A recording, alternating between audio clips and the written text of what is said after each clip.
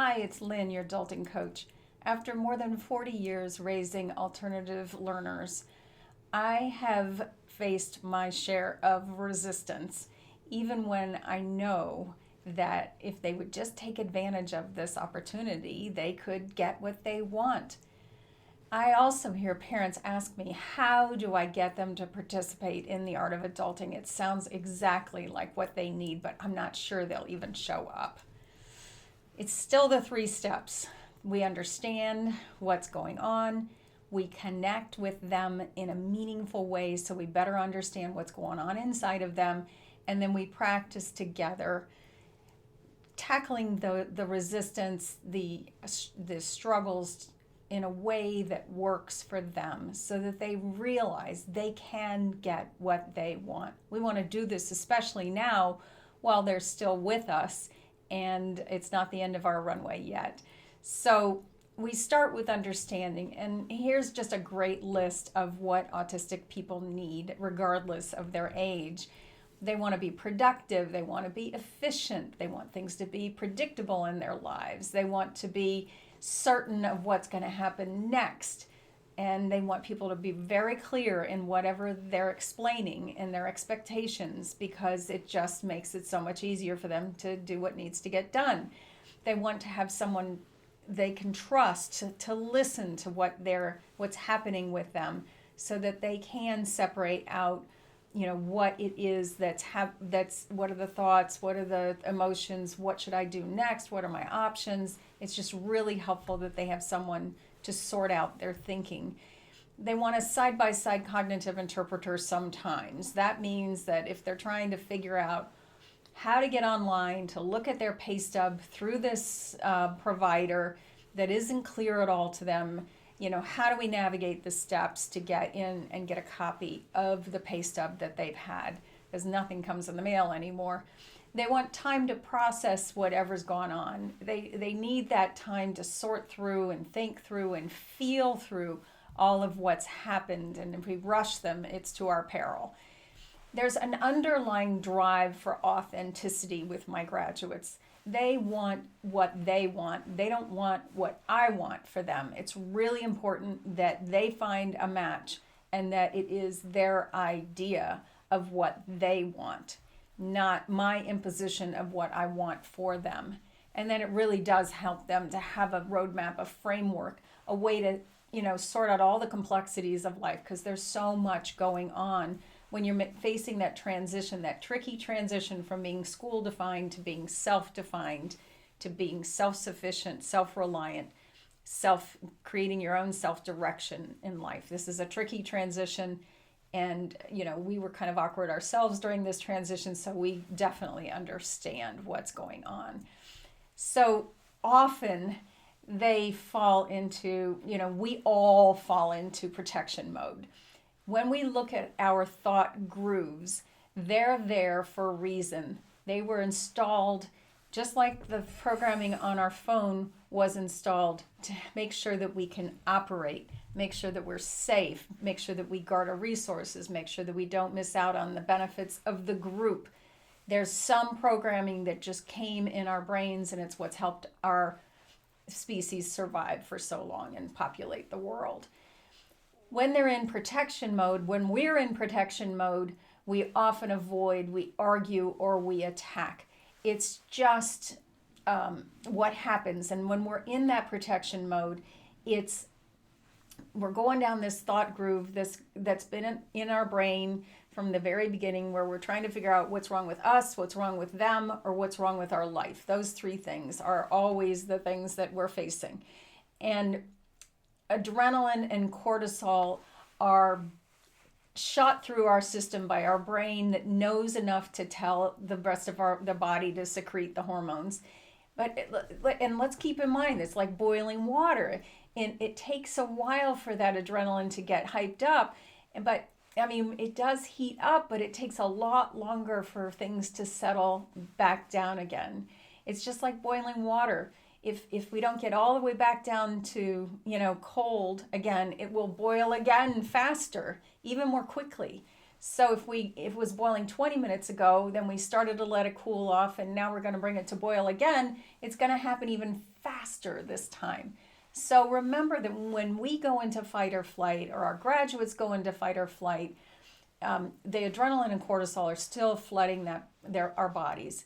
And to get out of that really does take physical action. It's movement. Our body thinks that tiger is still facing us, and we need to either fight the tiger or run away. And so if we're trying to get over this activation, and we, and just sit still and focus, we're forcing our bodies to go against its regular physiology. We need to move in those moments to finish that stress cycle, right? So let's just keep in mind, when we see that protection mode, it's not the best time to solve for the problem. We want to try to get to connection. And this is when we can all approach and outsmart the struggle together. Our goal is to keep out of fight or flight and to do what we can to help them stay out of fight or flight so that we can work things through together. So here are some of the things that have helped me over these 42 years. The first thing that really works, and I'm not going to say, don't even think that I'm suggesting for a moment that I have done all these things for the last 42 years and I'm really good at it. I'm not. I'm discovering these things just as you have been all along. But I've been really focusing on giving the best options to my parents inside the Art of Adulting and to my graduates inside of the Art of Adulting for the last 5 years. So I'm starting to really hone in on what I've learned worked. A lot of it was just intuitive after a while, but now I'm bringing it to my consciousness and laying it out for you. So the first thing, we want to reframe that all of our reactions are coming from that anxiety, from fear, from fight or flight. Just notice that that's often what's going on. Our judge thought grooves are taking us down this, oh my gosh, something's wrong with us, something's wrong with them, or something's wrong with our life. And I don't know where those balloons come from, but we're going to go with them. So the second thing that I have learned is that it's most important to build relationships, that the relationship is at the top. When I almost died from sepsis and my son was contemplating suicide, the best thing we did was connect with each other. The best thing we did was walk 5 days a week, walk and talk 5 days a week to rework our relationship so that we could trust each other and could share and be vulnerable with each other. It made all the difference in the world. This is what I always go to first if things are tough. And then I need to notice my own energy as well as theirs. Like, I need to attune into myself. What's my thought? What is my emotion? What kind of reaction is that creating? And then what are the results from those reactions, those actions or inactions? I need to really always notice what's going on inside of me, because I know that if I don't, they're going to pick up on it in a second. So if I'm frustrated with them, they're going to get frustrated with me. I need to make sure also that I monitor my communications. I try to be super aware of the demands that I place on them. Even if it's like a sideways demand where I say, what's your plan for this afternoon? It's kind of a demand for a response. So I have really learned to stick with statements and to neutralize them as much as possible. And sometimes it's just best to be quiet and let them speak first and just respond. Because if we let them lead the conversation, then they will gain more and more confidence as a leader leading their own thoughts in their own lives. I really sometimes just need to zip my lip. I mean, I certainly had to learn that on our walks, that my suggestions, advice, and critiques were not being helpful, that what I really needed to do is just respond to what was going on with them. I also learned that pruning my demands made a lot of sense to address whatever resistance comes up. If I can make it as small as possible and a mini step toward a bigger goal, that works better than trying to tackle the whole thing at once. Um, you know, if we can take this more of a collaborative approach, if we can just simplify the environment, I can think of a lot of ways where I've simplified even the food. Our grocery list is simple, our meal plan is simple. There's still the odd holiday, where we cook a bigger meal, but Monday is meatloaf, guys, and Tuesday's tacos. So just so you know, that's what goes on in my house. And then if I really can anticipate and recognize whatever signs they have and just pull myself back, generally they're not always aware of what's going on inside. So if I can notice it first and just even breathe while they're there, I breathe in like Buddha and out, with my belly, my Buddha belly, and then out like Mona Lisa with a slight smile, that signals to my body to settle down. And so if I recognize their signs and my signs, it really helps to keep us both in that centered place where we're going to really connect the best. I've also seen that whatever I can do to help meet their sensory needs, if we make sure that the food is predictable, if we make sure that the clothing that they wear is comfortable, if we make sure that their bedding is, their favorite, if it's a weighted blanket or however many stuffed animals they want, whatever it is, if they want to, if I want to make sure that that I do the vacuuming because the loud noise bothers them, but they do the mopping and the bathrooms. Somehow, if we divvy up the responsibilities, taking into account their sensory needs, it just shows that I care, and I don't know, it just helps. I think it really just helps them recognize that I'm doing the best I can to help out. And that it's still their responsibility to get those tasks done. At the end of the day, especially at the end of the workday, even if they're not working full time, it's really important for me to let them recover and finish that stress cycle.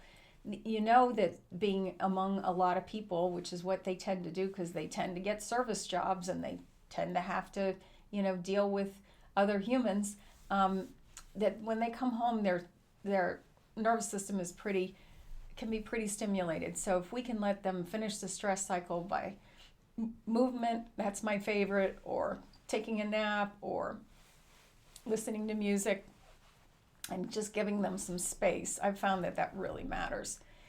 I love these two acronyms. I like to go slow and warm in my conversations. I like to make sure that I've done whatever I can to help them feel safe, to let them know that I love them, that I'm optimistic about their future, and I want to be their mentor. I want them to come and consult with me whenever they're facing a challenge, because I know that I have their best interests at heart. I also want to make sure that we have a warm conversation, which means that I'm using my wise mind, that I am actively helping them, that I'm reflecting what they're saying, both the emotion and the thought, and that I'm just going to do the best I can to mentor them. Oh, I think I said slow was mentor. Anyway, you get the idea. It's like I have a way of framing things up in my head, and this is part of the art of adulting, and I can teach you more about that when you're in there. I also ask them, what's the best thing for you? What do you think? What's worked for you in the past? Well, I try not to ask a question because I've learned that questions aren't as good as statements. So, okay, tell me about what's worked for you. Tell me what you're thinking. Tell me what you're considering. It's, that kind of thing. They might, is there a change in the day that they do their laundry instead of this day? Would this day make more sense now that they have a different work schedule? But the bottom line is, how can I raise some of the issues in as neutral a way as possible and let them decide? That's the best way that I have found to reduce the resistance. And incorporating their intense interests always helps. Stuffed animals and baby animals are one of my graduates' intense interests. Telling stories and writing is another one of my graduates' top interests. So whenever I can relate to them on those levels, I do my best to do that. And then sometimes there's a reward. Sometimes it can be just a playful reward. Well, I'll do this for you, but you owe me. I'll take this garbage out of your room for you, but you owe me one. Oh, I don't want. Oh, you sure? We kind of play around in it, but of course everybody's interested in what's in it for them. So the more we can directly tell them that, look, if you go to some of the calls, the support calls, if you look at some of the stuff inside, I would love to do it with you. And, we can talk about it together. So that maybe a reward is a sharing of our learnings together. Here's one I know does not work. I can't take their behavior personally. Whatever the words are or whatever the actions are, I choose whether I'm going to let them come into me or not. Sometimes I just picture the words, and I just let them drop to the ground. I just don't take it personally. I know that things are said and done in a hasty way, and they really don't reflect me or what my intentions are. So I do my best not to take what happens personally. I also do my best not to label it. Well, that was lazy. Well, that was inconsiderate. Well, that was disrespectful. Well, that was rude. I do my best to drop the labels as well. I have found that it's much better if I just state the facts. If I look at the situation and say, these are the words they said, and of course, I can do my best to remember them. I'm not very literal about that way, so I can't exactly remember what they're saying. But if I can just, get to the facts and then figure out how I choose to think about it. We do that all the time in the art of adulting using steer maps. I found that giving an ultimatum never works. It's just not worth the hassle. If you don't, I'm going to do this. Sometimes I do set a boundary, which is if this happens, this is what I'm going to do. Like if you get in an accident in a car, you're going to pay for it. And we'll work out the terms of the payback, but just know that that's what's going to happen. It's not that I give them an ultimatum, like if you do this, then it's more of a, hey, if this happens, this is what's going to happen next. I try my best not to bombard them with questions. I find that really puts them in protection mode and puts them on guard and doesn't give them time to process. So it just is never a good thing. I really do my best on not yelling. I have been working on this nonstop for a good decade now, and I think I've got a much better handle on it. But I did just a couple weeks ago find myself going off, and raising my voice, and it never pays off. Never pays off. The price I pay for yelling is always bigger than what I was trying to fix in the first place. So I just find that that's a non-negotiable with me anymore. With our families, it just doesn't work. I don't try to grab control from them. I always try to make it, an us thing. That trying to grab control will definitely threaten their autonomy and their authenticity. And so I've learned that is, we're doing it this way or the highway. Only in emergency situations where we're all needing to be safe or something. I just do my best not to take control, but do the best I can to collaborate.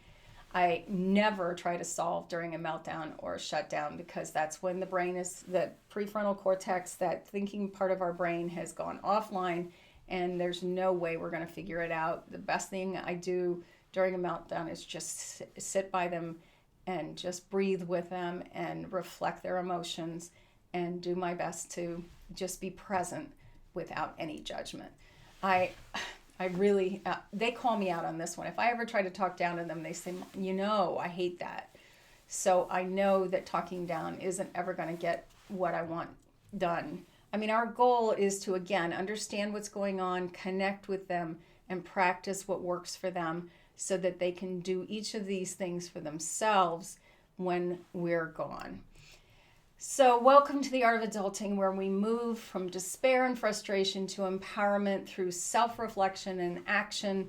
This is how we solve this problem. I can give you a lot more examples. That's kind of a high level description of what we do, but the bottom line is that there are many, many pathways to success. There's strategies and scripts and support inside the Art of Adulting.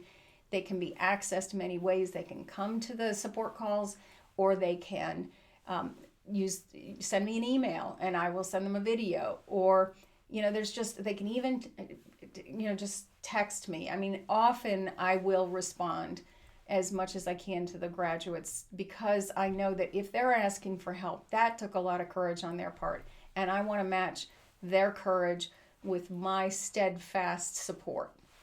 So that's where I am, and just I know that everyone makes progress in their own way. So we have a number of families, and many of them do things in different ways, but we can figure it out together. I really want to see you inside, and I just want to leave you with this one thought, and that is that I know it's not my fault that my graduates struggle, but I am determined to create a home environment that supports their growth so that they can flourish on their own someday. I hope you join me inside the Art of Adulting. Bye for now.